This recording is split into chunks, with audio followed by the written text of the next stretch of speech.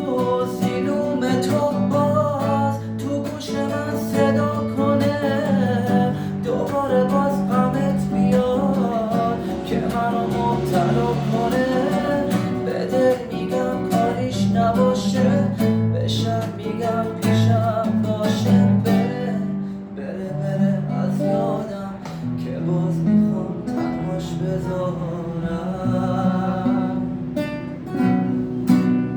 متشکرم، ممنون.